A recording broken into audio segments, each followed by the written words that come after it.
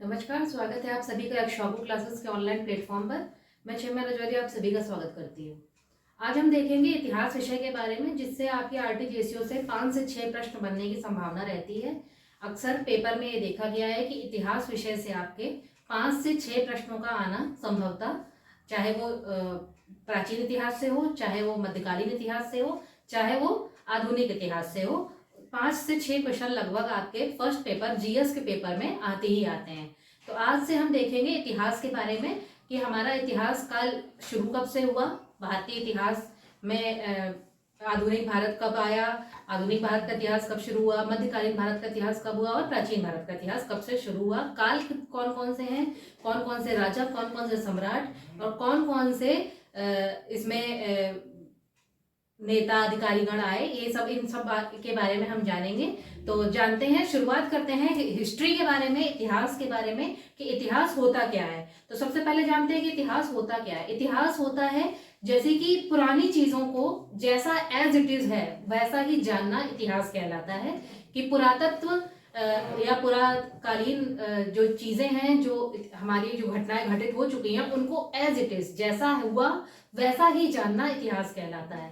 तो जानते हैं इतिहास की एक परिभाषा छोटा सा लिख देते हैं कि परंपरा से प्राप्त उपाख्यान का समूह ही इतिहास कहलाता है। परंपरा मतलब जैसे हमारी कल्चर पहला जैसे प्राचीन काल में होता था या मध्यकालीन भारत में होता था कि परंपरा से प्राप्त उपाख्यान मतलब जो उसके डॉक्यूमेंट मिले हैं, लिखे दस्तावेज मिले हैं, उसके अनुसार प्राप्त ही उपाख्यान को क्या कहा जाता है, इतिहास लिखा जाता है। तो एक छोटी सी परिभाषा आप जानेंगे कि परंपरा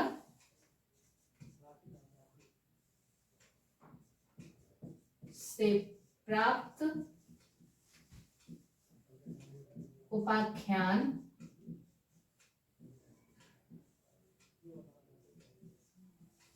ही उपाख्यान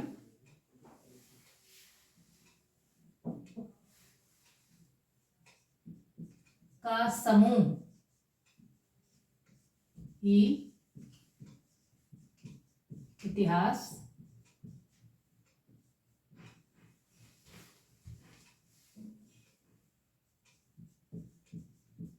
होता है। जैसा कि हम सभी जानते हैं, इतिहास में परिभाषा भी क्या कह रही है, परंपरा से प्राप्त उपाख्यान ही इतिहास होता है। समूह जो जैसे कभी शिलालेख किसी को मिल गया या कोई किसी ने कोई सी चीज की खोज करी, किसी वैज्ञानिक ने, तो उन सबों का एक ज्वाइंट समूह बनाया गया और उसी से प्राप्त हम लोगों ने अंदाजा लगाया कि ऐसा उस काल में हुआ होगा या ऐसा इस काल में होने की हुआ है या ऐसा संभावना हुई होगी। तो ये इतिहास का समूह, उपाख्यानों का समूह ही इतिहास कहलाता है। जानेंगे इतिहास के पिता, कि इतिहास के पिता कौन है। एक प्रश्न यहां से बनता है कि इतिहास के पिता का नाम बताइए, तो इतिहास के पिता हैं हीरोडोटस। हीरोडोटस जो है वो इतिहास के पिता हैं। और इतिहास की जो पहली पुस्तक है उसका नाम क्या है, तो लिखेंगे पहली पुस्तक।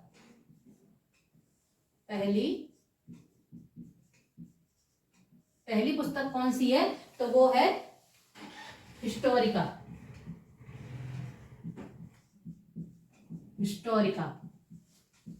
इसको हिंदी में भी ऐसे ही लिखा जाता है और इंग्लिश में इसकी स्पेलिंग आप ऐसे ही लिखेंगे, हिस्टोरिका और हेरोडोटस। इनका कोई हिंदी नाम नहीं है, ये खुद एक नाम है हेरोडोटस, जो इतिहास के पिता या जनक कहलाए जाते हैं। और इतिहास की जो पहली पुस्तक है उसका नाम क्या है, वो हुआ हिस्टोरिका। अब जानेंगे इतिहास के स्रोत क्या क्या है, कहां से हमें इतिहास की जानकारी मिलती है। तो इतिहास के जो स्रोत या स्रोत है वो कितने हैं, मुख्यतः 2 स्रोत हैं। तो 2 स्रोत कौन कौन से हैं। पहला जो स्रोत है वो है पुरातत्व और दूसरा है साहित्यिक। पूछा जा सकता है इतिहास जानने के स्रोत बताइए, या इतिहास को जानने के साधन बताइए। तो दो साधन है इतिहास जानने के, पहला पुरातत्व और दूसरा साहित्य। पुरातत्व में क्या आता है? पुरातत्व में जैसे अभिलेख या इंक्रिप्शन जिसको बोलते हैं, अभिलेख, पुराने अभिलेख जो राजा महाराजाओं सम्राटों ने करवाए लिखवाए हैं वो अभिलेख। सिक्के, पुराने जमाने के सिक्के आप लोगों ने देखे होंगे, सिक्के कि किस राजा, किस सम्राट, किस शहंशाह के काल में कौन से सिक्के चले। स्मारक, उन्होंने जो स्मारक या मॉन्यूमेंट्स बनाए हैं वो। और चित्रकला या आर्ट कि किस राजा के समय कौन सी चित्रकला फेमस थी। तो ये पुरातत्व के स्रोत हैं कौन कौन से? अभिलेख, सिक्के, स्मारक और चित्रकला। साहित्यिक में एक होता है देशी साहित्य, देशी साहित्य, और एक होता है विदेशी साहित्य। जो हमारे देश में विदेशी आए और उनके द्वारा जो पुस्तकें लिखी गई वो विदेशी साहित्य है। विदेशी साहित्य में हमारे देश में कौन कौन आए हैं? यूनानी आए हैं, चीनी आए हैं और अरबी लोग आए हैं अरब से। ये हमारे देश में तीन लोगों का आगमन हुआ। कौन कौन से? यूनानी, चीनी और अरबी। ये विदेशी साहित्य के स्रोत हैं। और देशी साहित्य में आएगा धार्मिक और गैर धार्मिक। जब देशी है तो उसमें हमारे धर्म से भी जुड़े हुए लोग होंगे, चाहे वो हिंदू हो या मुस्लिम हो, सिख हो या ईसाई हो। तो धार्मिक और गैर धार्मिक।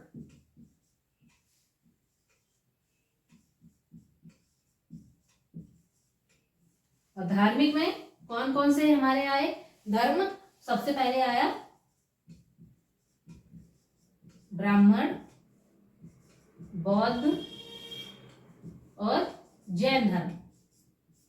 ये हमारे पहले ये तीन धर्मों का उल्लेख किया गया किसमें? इतिहास में, कि धार्मिक और गैर धार्मिक। साहित्यिक में धार्मिक और गैर धार्मिक है, जिसमें धार्मिक में क्या है?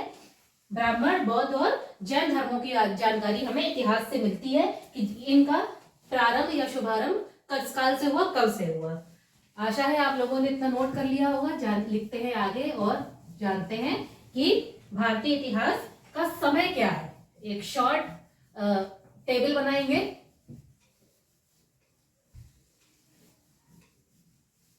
भारतीय इतिहास को बांटा कितने भागों में गया है और इसका समय काल या टाइम पीरियड क्या है। लिखिए। अब अगली हेडिंग जो हम लिखेंगे वो लिखेंगे भारतीय इतिहास का समय काल।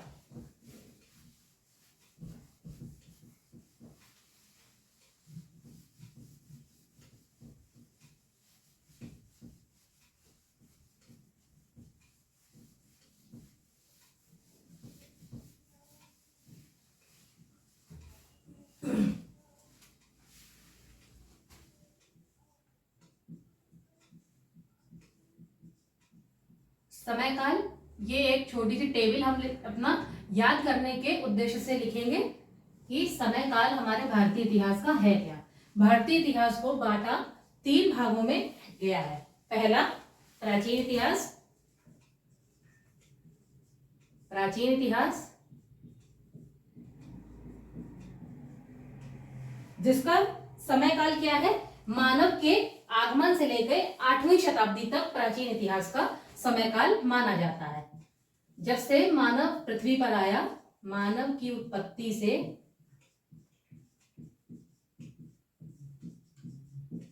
8वीं शताब्दी तक, 8वीं शताब्दी तक का जो समय काल है वो प्राचीन इतिहास में आता है। फिर दूसरा जो आया वो आया मध्यकालीन इतिहास या मेडिवल हिस्ट्री, मेडिवल पीरियड जिसको बोलते हैं इतिहास। इसका समय काल कब से है? इसका समय काल है 712 ईसा पूर्व से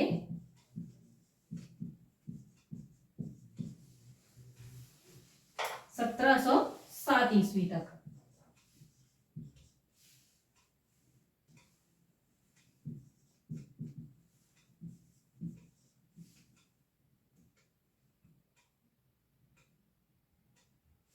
और कुछ इतिहासकार 1707 की जगह 1757 भी मानते हैं। तो आप इसके अलावा ये भी लिख सकते हैं कि 1712 ईसा पूर्व से, या तो 1707 भी बताया जा सकता है ऑप्शन में, या दूसरा आता है 1757। कुछ इतिहासकारों का 1707 मानना है और कुछ इतिहासकारों का 1757 ईस्वी मध्यकालीन इतिहास का समय काल माना जाता है। अगला आएगा प्राचीन, मध्यकालीन, फिर इसके बाद आता है आधुनिक या मॉडर्न इंडिया या मॉडर्न हिस्ट्री जिसको हम जानते हैं। आधुनिक इतिहास, आधुनिक इतिहास का 1757 से 1947 तक का समय।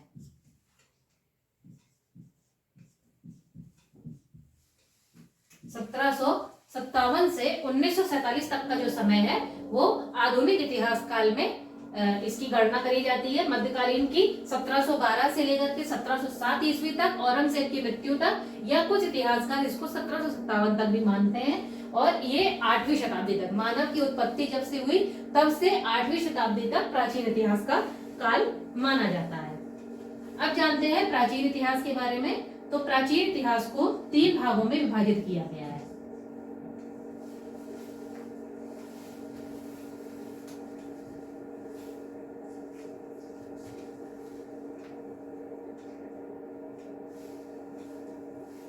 इसको मिटा के लिखेंगे, अगली हेडिंग जो है वो लिखेंगे प्राचीन इतिहास के बारे में जानेंगे।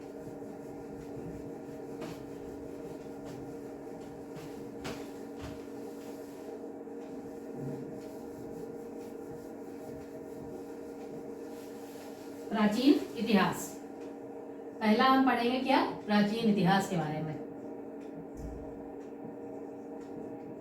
प्राचीन इतिहास, इसको भी 3 भागों में विभाजित किया गया है। प्राचीन इतिहास को कौन कौन से है वो, प्राचीन इतिहास 3 भागों में विभाजित किया गया है। पहला प्रागैतिहासिक काल,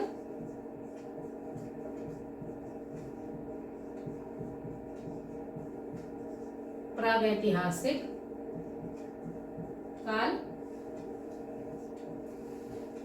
दूसरा, पहला प्रागैतिहासिक काल, दूसरा आद्य ऐतिहासिक काल, आद्य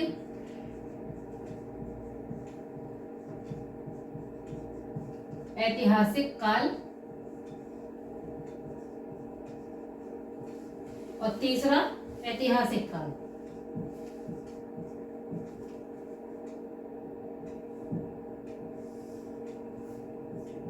ऐतिहासिक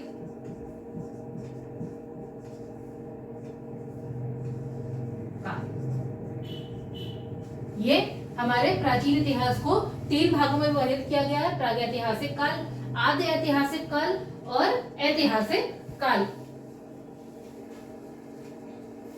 प्रागैतिहासिक काल में क्या है, इसमें जो है वो अवशेष प्राप्त हुए हैं। तो अवशेषों से जानकारी इसमें मतलब जो पुराने जो अवशेष प्राप्त हुए हैं उनसे प्रागैतिहासिक काल की जानकारी प्राप्त होती है। इसका कोई लिखित उल्लेख कहीं नहीं है कि इसका कहीं किसी ने कोई लिखित इंस्क्रिप्शन लिखवाया हो या अभिलेख या कोई किसी ने लिखवाया हो कि प्रागैतिहासिक काल कब से शुरू हुआ या इसमें क्या क्या हुआ। तो इससे इसकी जानकारी कैसे मिलती है, इसकी जानकारी मिलती है अवशेषों से।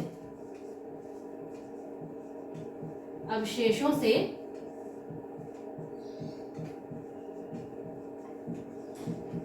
जानकारी प्राप्त होती है। इसका कोई लिखित प्रमाण नहीं है। पूछा जा सकता है लिखित प्रमाण किस काल का नहीं है या किस टाइम पीरियड का नहीं है, तो प्रागैतिहासिक काल का लिखित प्रमाण उपलब्ध नहीं है।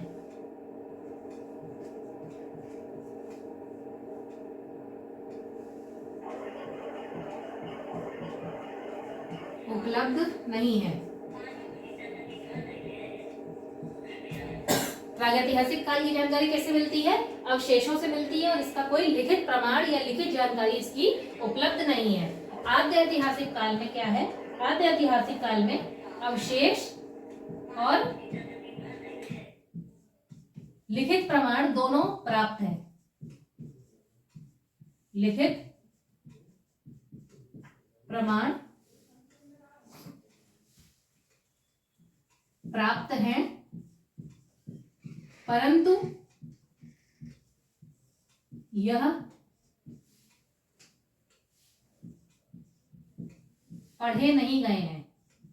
ये किस भाषा में लिखा है इसकी आज तक जानकारी नहीं मिली, इसलिए अवशेष तो मिले ही मिले, साथ में लिखित प्रमाण भी है, लेकिन लिखित है तो वो कौन सी भाषा में लिखा गया है वो उसकी जानकारी आज तक नहीं है, तो ये पढ़े नहीं गए हैं आज तक ये अभी। और ऐतिहासिक काल की जानकारी अवशेषों प्लस लिखित साक्ष्य से है,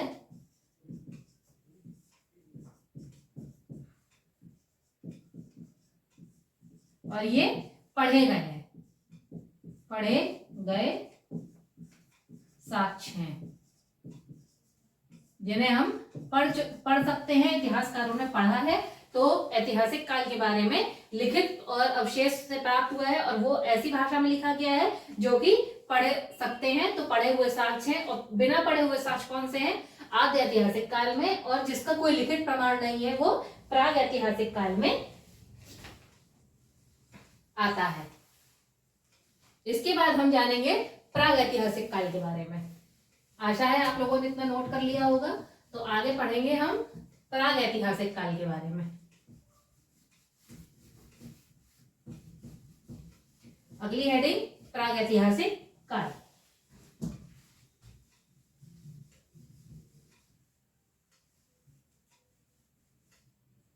अगला जो हम हेडिंग बनाएंगे वो लिखेंगे प्राग ऐतिहासिक काल।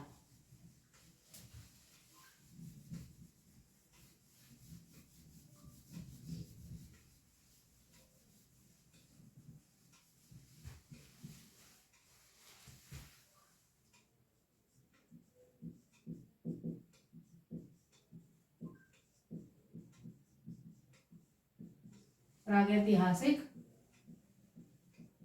काल।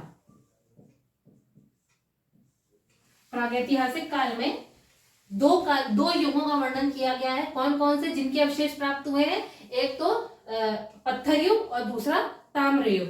तो पहले लिखेंगे हम पाषाण युग, या इसको हम पत्थर युग भी कहते हैं।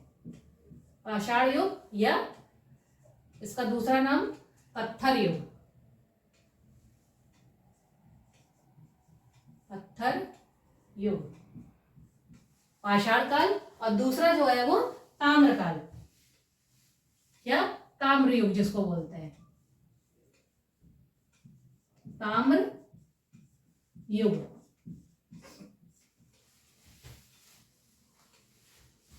ताम्र युग का जो समय काल है वो हम लिखेंगे 3000 बीसी से 2000 बीसी। ताम्र युग का जो समय काल है वो 3000 बीसी से 2000 बीसी तक का है, और पाषाण काल को 3 भागों में विभाजित किया गया है। पूरा पाषाण काल,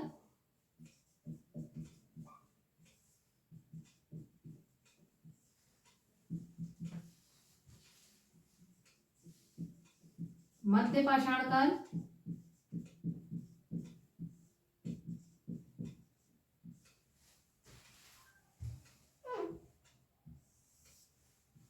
पूरा पाषाण काल, मध्य पाषाण काल, नव पाषाण काल,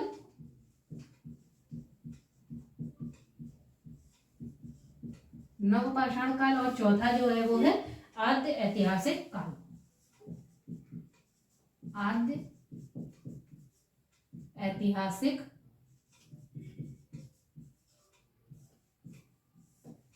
काल।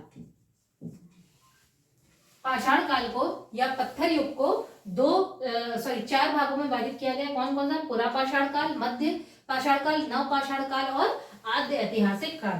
पूरा पाषाण काल का जो समय है वो 0 से 8000 बीसी। 0 मतलब मानव की उत्पत्ति से 8000 बीसी तक पूरा पाषाण काल का युग माना जाता है। मध्य पाषाण काल का 8000 बीसी से 4000 बीसी तक। बीसी का मतलब बिफोर क्राइस्ट, मतलब ईसा मसीह के जन्म के पहले, ईसा पूर्व इसको बोलते हैं। और नव पाषाण काल है 4000 से 2500 बीसी, और ये 2500 बीसी से।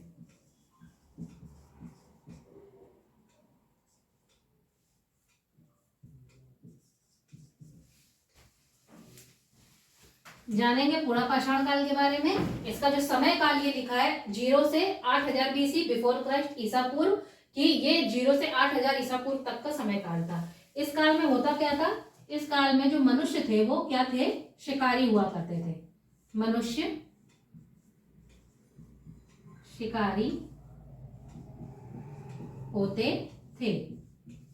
इस काल में मनुष्य जो था वो क्या था? आदि मानव था। आदि मानव था। कौन? मनुष्य था। आप पूरा लाइन लिखेंगे कि इस काल में मनुष्य आदि मानव था। इस युग में क्या किया गया था? पत्थरों को रगड़कर आग का आविष्कार किया गया था। पूछा जा सकता है कि आग का आविष्कार कब किया गया? तो पूरा पाषाण काल में किया गया। पत्थरों को रगड़कर आग का आविष्कार इसी काल में हुआ है। और पत्थरों के,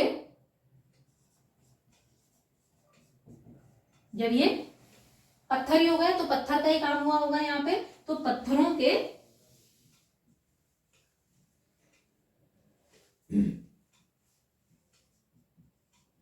बड़े बड़े औजार बनाए। और कौन कौन से औजार बनाए हैं? वो है, औजार के नाम लिख लीजिए। हाथ की कुल्हाड़ी, हाथ की कुल्हाड़ी, क्लीवर, क्लीवर। पूछा जा सकता है क्लीवर का आविष्कार किस काल में हुआ? तो पूरा पाषाण काल में क्लीवर का आविष्कार हुआ। क्लीवर होता क्या है कि मांस को काटने के लिए पत्थरों का औजार, या मांस को काटने के लिए पत्थरों का जो छुरा बनाया जाता है, जिससे पत्थर को रगड़ रगड़ के छुरे के आकार में बनाया जाता है, उसको क्लीवर बोलता है। उसका काम क्या होता था? जब आदि मानव था तो क्या करता था? शिकारी था तो क्या करता था? शिकार करता होगा, मांस खाता होगा, तो मांस को काटने के लिए जो चक्कू बनाया जाता था उसको क्लीवर बोलते थे। और स्क्रीपर, स्क्रीपर, इनके साक्ष्य जो है वो कब प्राप्त हुए? पूरा पाषाण काल से प्राप्त हुए हैं। और इसमें गुफा की चित्रकारी भी आप नीचे लिख लेंगे। गुफा की चित्रकारी के साक्ष्य भी इसमें प्राप्त हुए हैं। गुफा की चित्रकारी के साक्ष्य प्राप्त हुए हैं।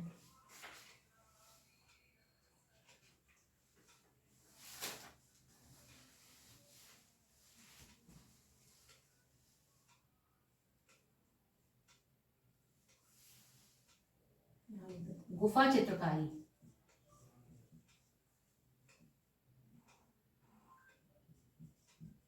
गुफा चित्रकारी के साक्ष्य।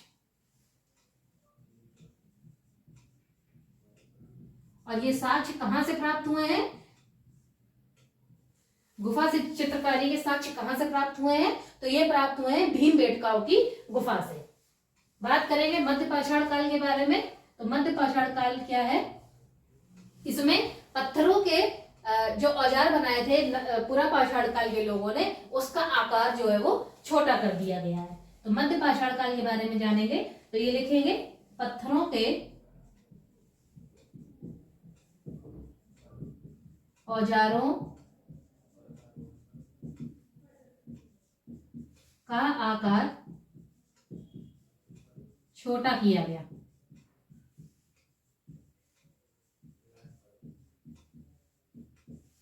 इस काल में पशुपालन किया गया। पहले इस काल में क्या होता था? पूरा पाषाण काल में शिकार करते थे तो पशुपालन होता ही नहीं था। लेकिन अब क्या किया? इसमें पशुपालन किया गया। पशुपालन। इस काल में क्या हुआ? पहिए का आविष्कार हुआ।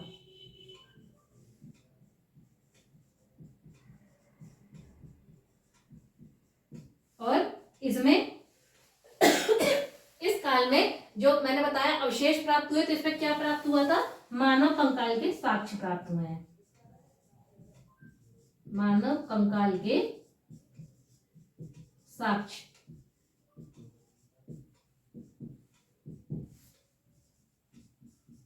प्राप्त हुए हैं। और ये मानव कंकाल के साक्ष्य किस जगह से प्राप्त हुए हैं? तो ये लिख लीजिए आप, आदमगढ़, आदमगढ़ एमपी में, और बागौर। बागौर कहाँ है? राजस्थान में। यहां से मानव कंकाल के साक्ष्य जो है वो मध्य पाषाण काल में प्राप्त हुए हैं। अगला जानेंगे नव पाषाण काल के बारे में। अगला हम लिखेंगे नव पाषाण काल।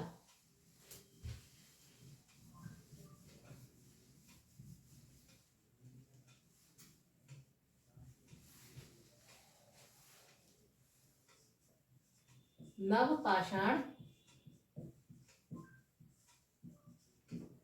काल। नव पाषाण काल का समय क्या बताया था? नव पाषाण काल का समय बताया था 4000 बीसी से 2500 बीसी। 4000 बीसी से 2500 बीसी तक का जो था वो नव पाषाण काल का समय था। तो नव पाषाण काल में, इसको मिटाते हैं पहले, फिर आगे लिखेंगे कि नव पाषाण काल में हुआ क्या था, इसके साक्ष्य कहां से प्राप्त हुए और इस काल में प्रमुख क्या हुआ था।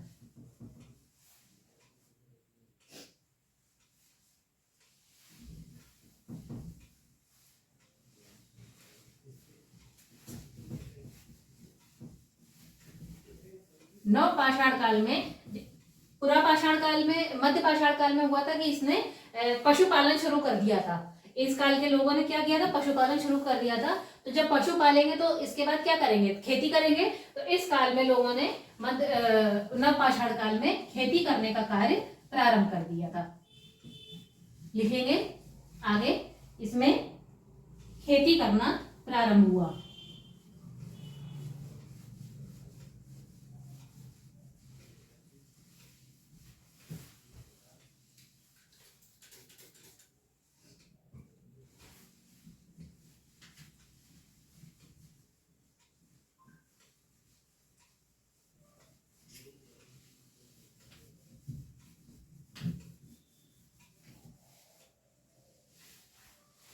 इस काल में जो प्रमुख हुआ वो हुआ खेती करना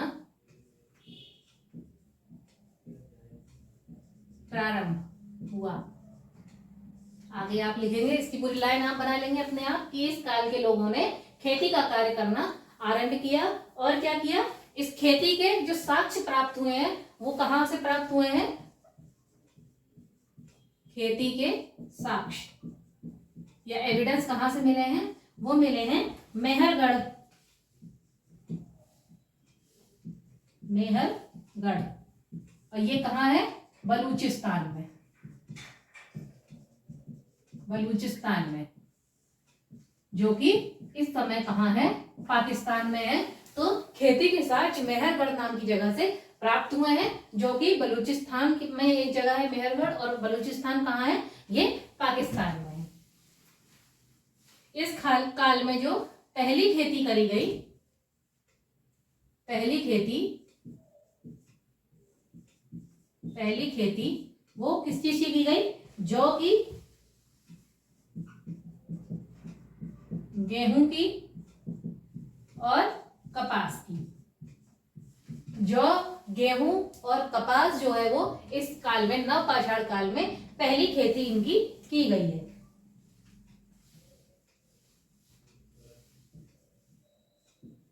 पहली खेती के साक्ष्य कहां से प्राप्त हुए हैं? पहली खेती के साक्ष्य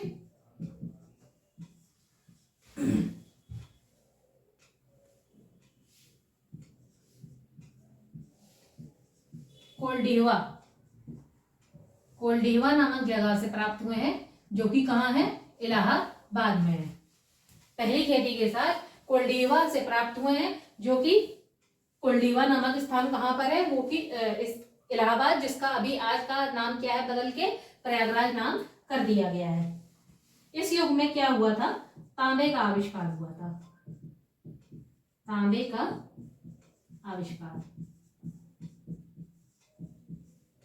तांबे का आविष्कार किस युग में हुआ, नवपाषाण काल में तांबे का आविष्कार हुआ था।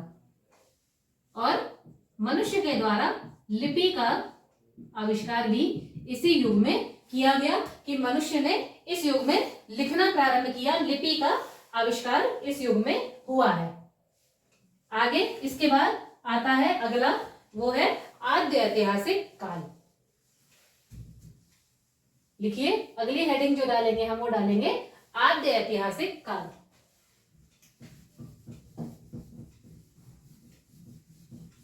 और आद्य ऐतिहासिक काल का समय क्या है, 2500 ईसा पूर्व से 1750 ईसा पूर्व तक।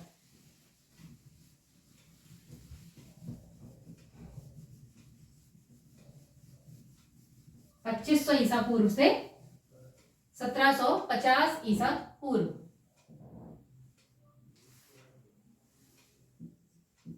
2500 बीसी से 1750 ईसा पूर्व तक क्या है, ये आद्य ऐतिहासिक काल में।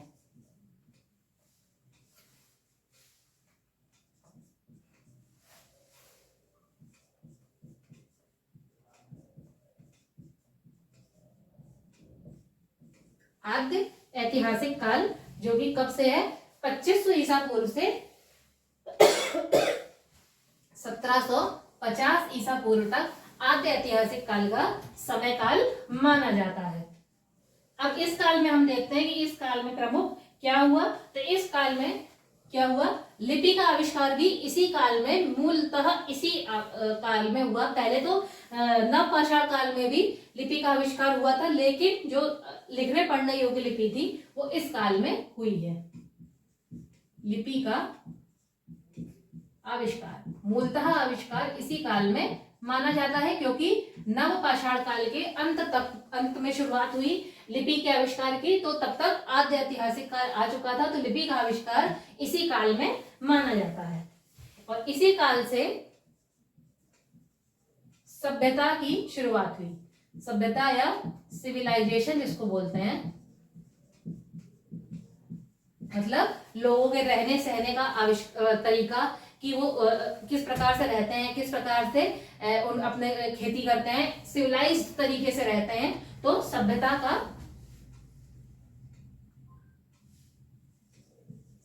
की शुरुआत इसी काल से हुई है।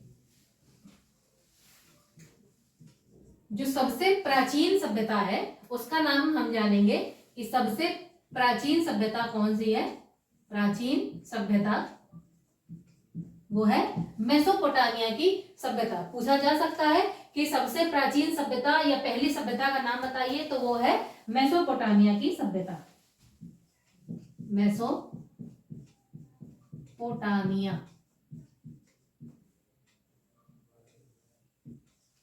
की सभ्यता। और ये सभ्यता कहाँ की है? ये सभ्यता है इराक की। ये सभ्यता कहाँ की है? ये सभ्यता है इराक की, मेसोपोटामिया की सभ्यता। और हमारे भारत की जो सबसे प्राचीन सभ्यता है उसकी शुरुआत भी आद्य ऐतिहासिक काल से हुई, जो कि जिसका नाम क्या है? सिंधु घाटी सभ्यता।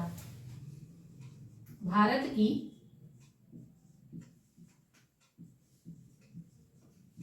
सबसे प्राचीन सभ्यता की शुरुआत हुई।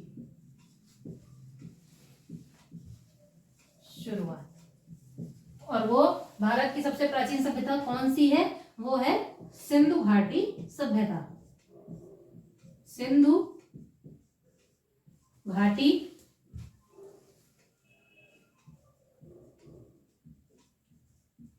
सभ्यता भारत की सबसे प्राचीन सभ्यता का नाम जो है वो है सिंधु घाटी सभ्यता। और विश्व की, या पूछा जाए कि सबसे पहली सभ्यता का नाम क्या है, तो वो है मेसोपोटामिया की सभ्यता।